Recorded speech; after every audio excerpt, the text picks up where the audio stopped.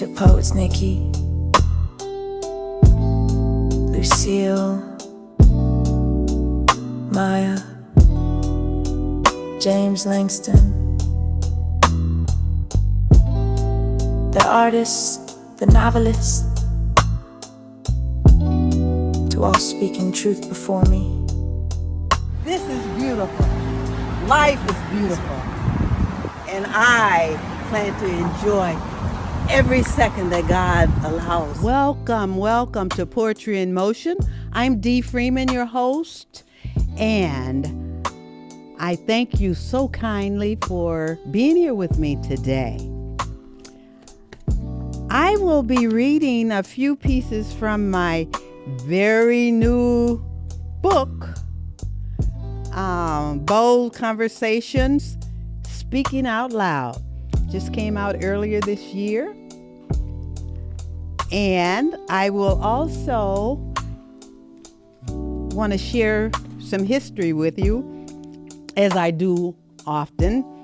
Today I want to share some information about my favorite person, James Baldwin, a dynamic author. So we'll get started. And once again, thank you for being here with me. The first piece I've read from this book this year, Expressing Thoughts. Oh, you know what I need to do as well is change glasses here. As we get a little bit older, we tend to need reading glasses. Expressing thoughts. This simple act of putting my thoughts on paper gives me joy, pride, and a self-worth. Having something relevant to say my goal, I sincerely write to share my thoughts, to express me today. For my words are my weapons against decay, or my inspiration, or spirit-filled evoking whenever I pray. I courageously write, hoping something I chronicle will inform, inspire, empower, or motivate. I expressly write, hoping my decrees will touch and heal the soul, also elevate. These expressions flow from the recesses of my mind, diverse in style and content, hopefully always kind. They are inspirational, genuine, passionate, motivational, also encouraging, loving, romantic, courageous, spiritual, uplifting, ancestral, familial, historical, and cultural. All the while, they're making our uphill journey crystal clear to advocate and produce and promote why we are actually here. Sometimes the surfacing thoughts are scrambled, yet I keep trying to tame and poetically train these words to articulate needed truths. I unequivocally write, hoping I can leave an enlightened dialogue, though colored with my perspective, hoping to equate to a legacy of ideas, a lively discourse, a litany of words, a list of details, a literary perspective, a lucidity of poetic rhymes, a library of similes, liberal supply of paragraphs, a legendary imagery, a limitless compilation of phrases, a lasting heritage, and a whole lot of memories. For I solemnly write, hoping something this authentic poetry will perpetuate the fact that I had a duty to fulfill.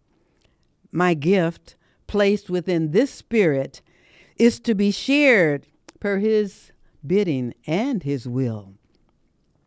These shared truths continue to impress and remind that I reached out and I spoke out, that I gently touched someone as I passed this way, softly, hopefully, but mostly with my bold shout. I did this with an open mind, a cheerful heart, with multifaceted thoughts, and with much delight. I tell you, I write. I write. I write. That's expressing my thoughts. And in my new book, Bold Conversations, Speaking Out Loud. So we'll delve into Mr. James Baldwin. So this article says, here in a Library of America volume edited by Nobel laureate Toni Morrison is the fiction that established James Baldwin's reputation as a writer who fused unblinking realism, rare verbal eloquence, and sometimes even heated passion. He was the eldest of 9 children, and he grew up in a poverty-stricken home in Harlem. But through his skill of prose and his keen observation, he was able to rise above this, launching his writing career at the young age of 22. Baldwin was a once-in-a-lifetime kind of artist who had an uncanny understanding of people, situations, and the status quo. A writer, he was highly critical of many aspects of society, and he used his pen, his mighty pen, to question why things were the way they were. He was one of the most uniquely prophetic and important voices of the 20th century. He was a writer of exceptionally clear and philosophical and psychologically penetrating prose. Baldwin addressed race relations with depth, complexity, and sometimes incisive anger. His brilliant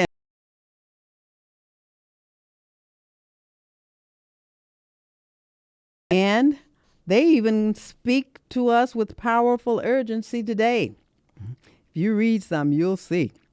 He caught the attention of the readers with his novels, his essays, his plays that beautifully decoded the intricacies of the Western society.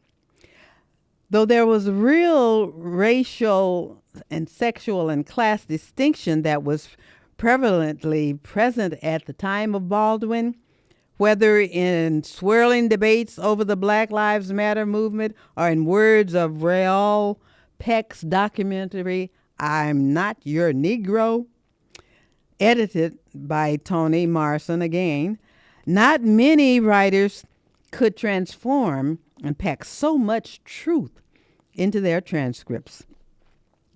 These works were novel and unique, as he perfectly explored the palpable yet unspoken truth. He also brought to light some fundamental personal questions that remain unanswered.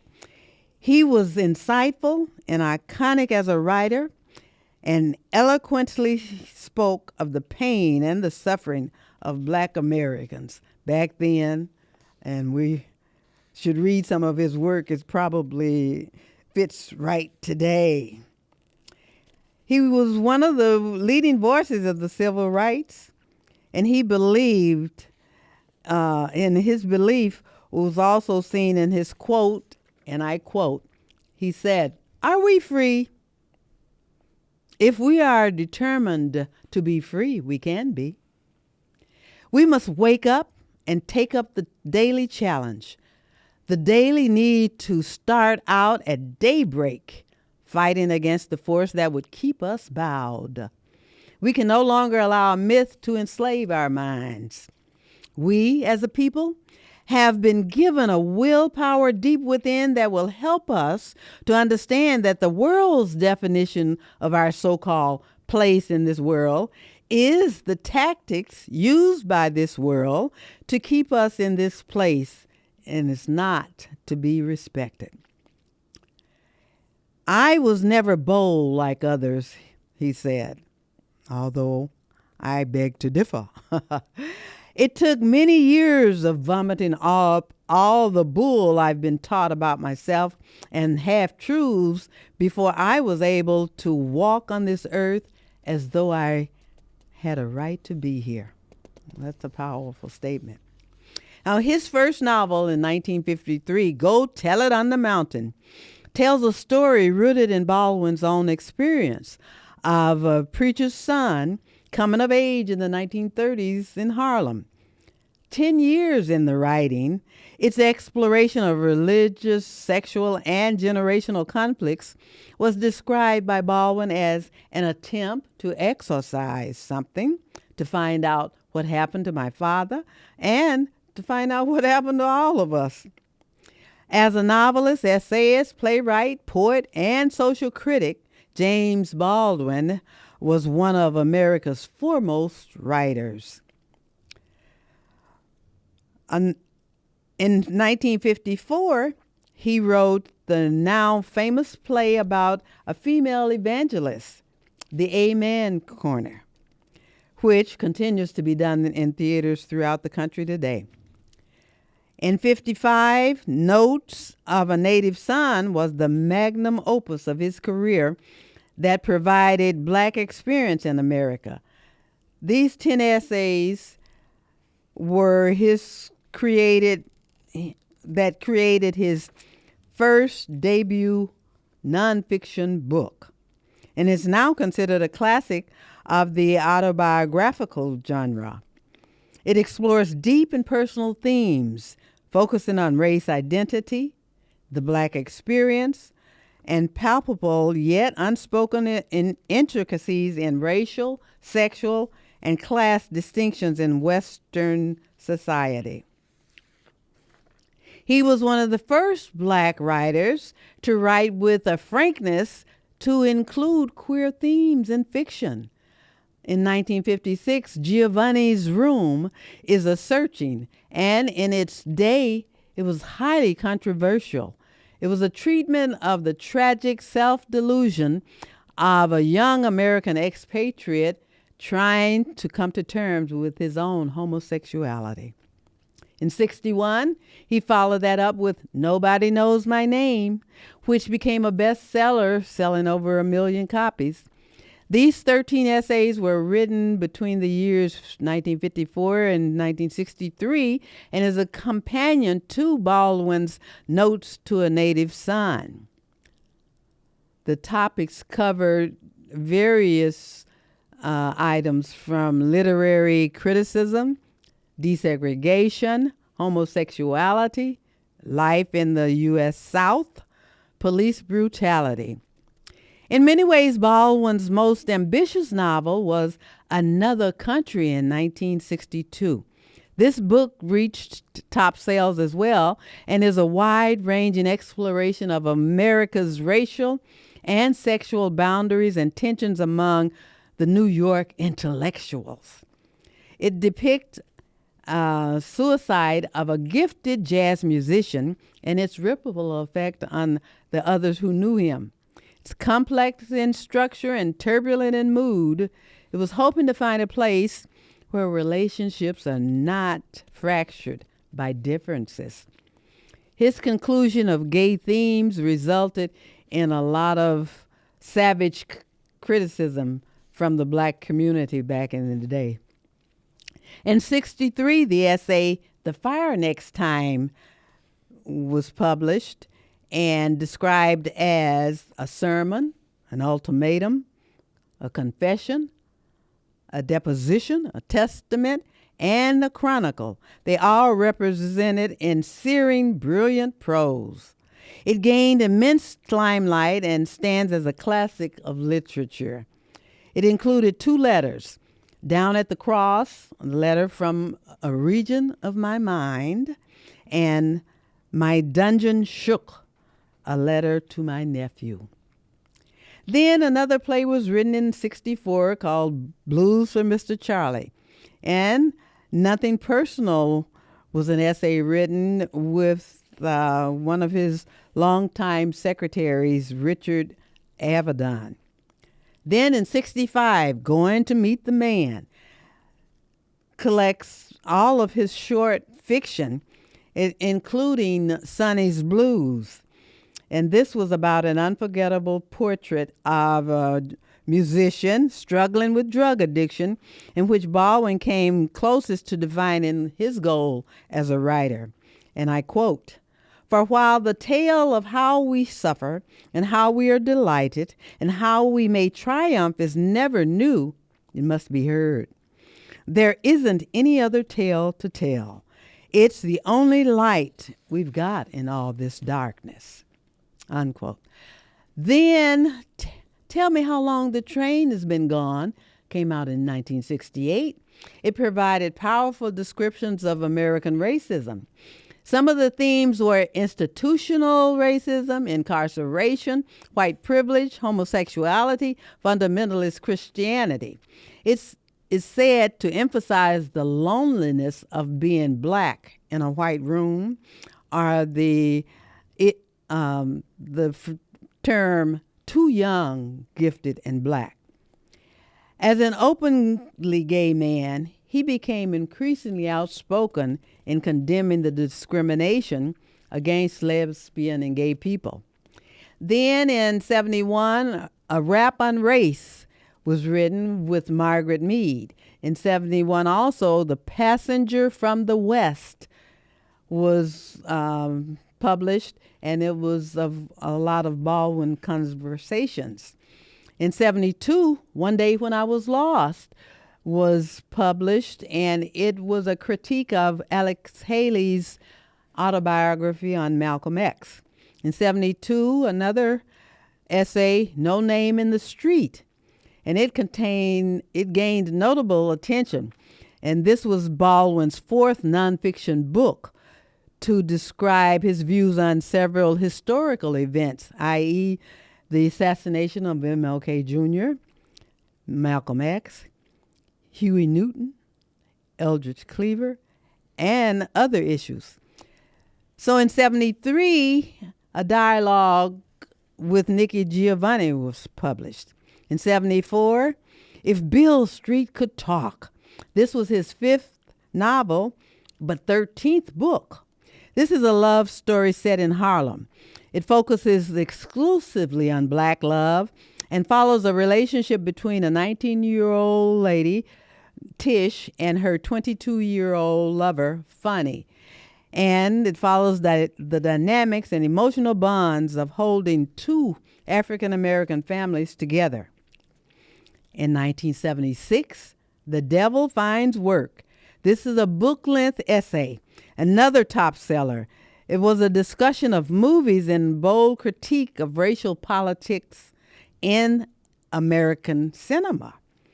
He critiqued the Joan Crawford film, Lawrence of Arabia, Guess Who's Coming to Dinner, In the Heat of the Night, The Defiant Ones, and The Exorcist.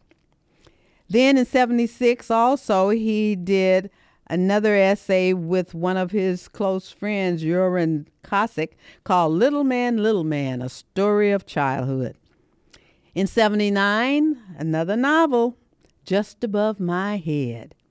This tells the story of a group of friends from preaching in Harlem through experiencing incest, war, poverty, the civil rights struggle, as well as he talked a little bit about wealth and love and his fame, and possibly links with the W.E.B. Du Bois definition of African American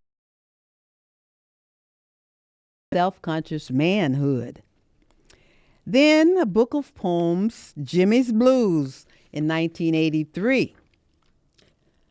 In 1985, The Evidence of Things Not Seen, a book-length essay that covered the Atlanta murders during the years of 1979 through 1981. It examines race relations and other social and cultural issues in Atlanta. In 1985 also, The Price of the Ticket. This book is a collective of Baldwin's writings on race. His writings is said to flow with burning passion and jabbing epigrammatic wit. Baldwin fearlessly articulates issues on race, democracy, and American identity in other essays like The Harlem Ghetto, Everybody's Protest Novel, Many Thousands Gone, and Strangers in the Village. These are just some, to name a few of his many, many essays and writings.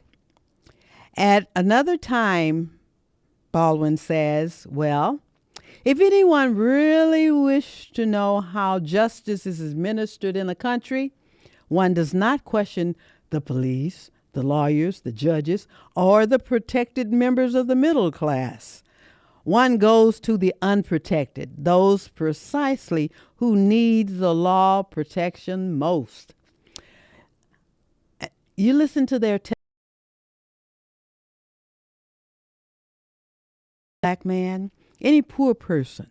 Ask the wretched how they fare in the halls of justice, and then you'll know not whether or not the country is just, but whether or not the country has any love for justice or any concept of justice.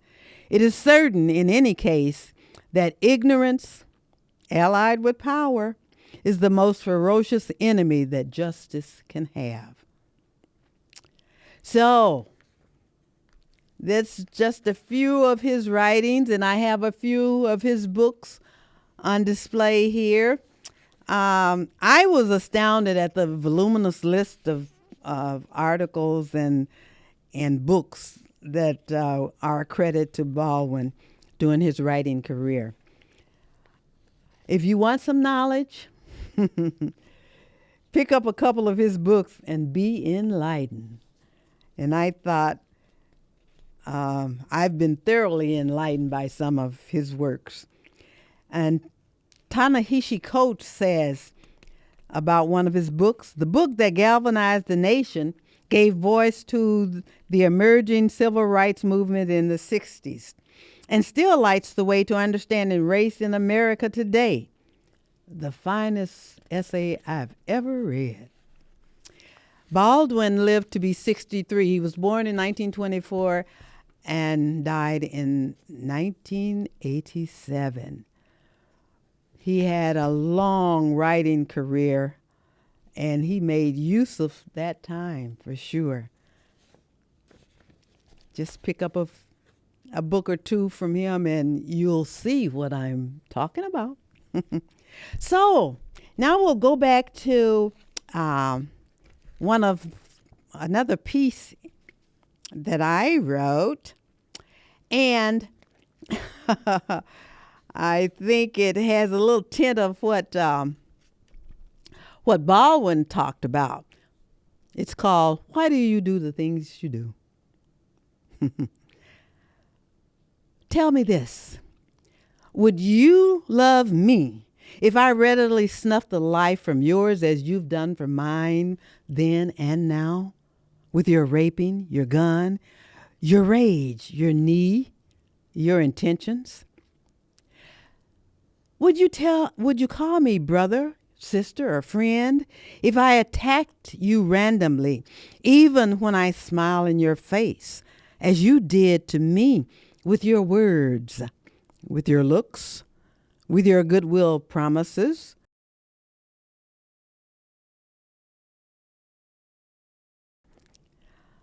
You don't love me. A damn act. Your relentless, hateful deeds undisputedly play out that fact. And I can't love you fully as commanded, though I'm trying, and that's not an act. But you hinder this because hatred from hatred leaves hatred, and that's a fact. So, I ask you, what we gonna do, Dodo? The fix, the real fix. It's all up to you, you know. Yeah, that was my feeling at that time. For the fix was with us all. all of the human race. We've got to fix what's happening to us. And I've got another one that's entitled Survival. So, back then, uneducated, we needed help to survive. Still need help closing this ever-widening gap, clawing hard to stay alive. Systemic factors make it impossible to decrease the economic gap. At any apparent advancement, they've imposed multifaceted crap.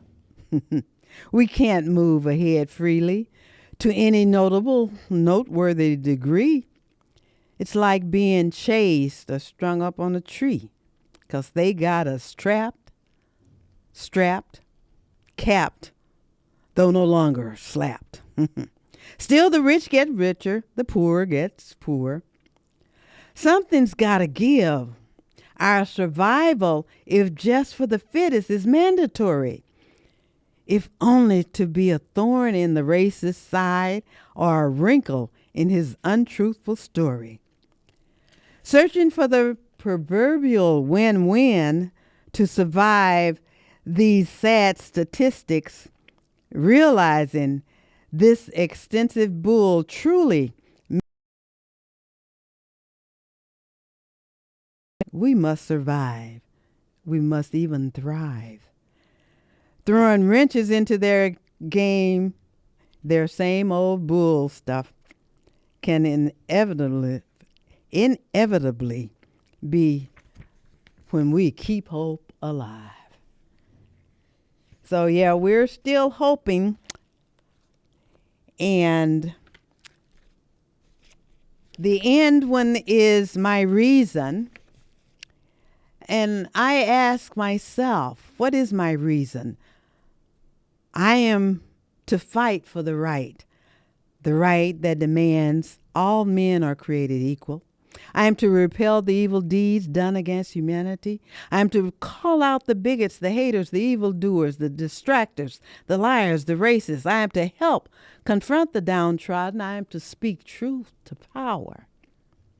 For I see, Lord, every day, I see that I am your eyes, your mouth to speak, your heart to feel, your hands to do, your feet to go, your servant to execute your will. What's my reason? My reason is the times we live in now. It's just that season. So that's about it for me today.